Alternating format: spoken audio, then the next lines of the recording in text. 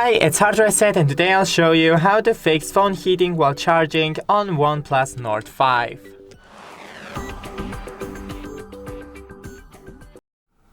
So, first things first, it is completely normal for your device to heat while charging, especially when you're using a fast charge, but we can minimize that. So first, close all the background apps. Next, take off your phone case. I don't have any, but if you do, then take it off.